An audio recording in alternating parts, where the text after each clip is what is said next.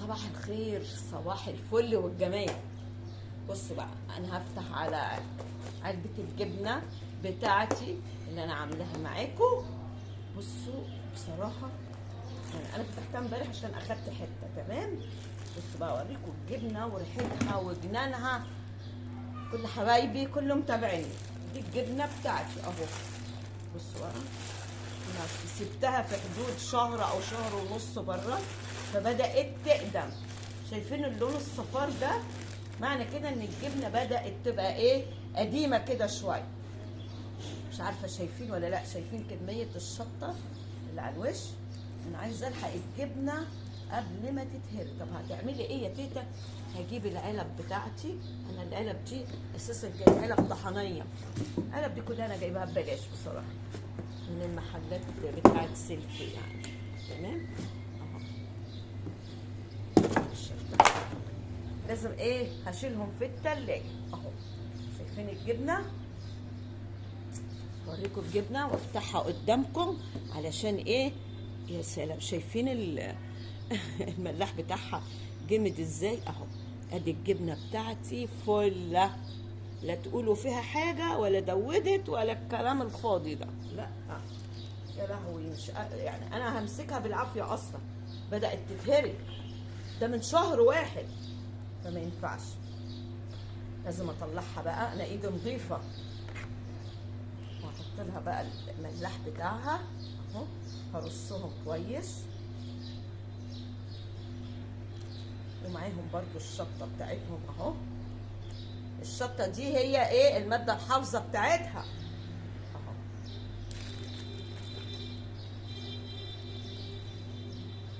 شايفين؟ مش عارفه الاضاءه مش جايباني، معلش. ثواني اغسل ايدي واجي ايه اقرب لكم الكاميرا كده. شايفين كويس يا جماعه اهو اهو.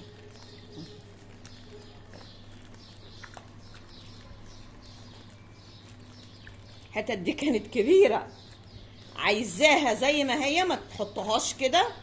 وعشان انت كده اسمها ايه، بتقليها يعني. انت ايه، عشان تبقى قديمه معاكي شويه. لكن ممكن اخليها معايا في التلاجة على طول. دي لو حبيتي تخلي الجبنه بتاعتك قديمه شويه. دي الجبنه البيضه بتاعتنا اللي احنا عملناها، كملتش شهر اهو. بس اوعي تسيبيها زياده عن كده. ليه؟ عشان ما تدوبش منك. تمام، انا هامله العلب بتاعتي وايه، وهحطها في التلاجة. شايفين؟ شايفين جمال الجبنه؟ يا سيدي، دي الجبنه البيضه بتاعت تيتا. واللي عايزه تشوف الفيديو هتنزل عندي على القناه، لانه فعلا كان فيديو مقترح من اليوتيوب وجاب مشاهدات جميله. يلا هرجع لكم بعد ايه، بعد ما اخلص. انتوا شايفين باقي الملاح ده اللي جوه ده اهو. هاخدهم كده في علبه. انا بحاول ايه، عارفين اللي طالع ده سمنه صافي، صدقوني سمنه. ليه؟ لان الجبنه دي بخيرها. شايفين هعمل ايه اهو. هنزل بيهم في علبه واشيل الملاح ده. هعمل بيه ايه، ممكن اعمل بيه فطير، اعمل اي حاجه اهو. تمام، يلا هوريكم بقى العلب. يلا بقى، خلصت العلب بتاعتي، هغطيها اهو. وادي كمان علبه اهو. تمام، وعلى التلاجة ايه، ونشيلهم. ايه رأيكم بقى؟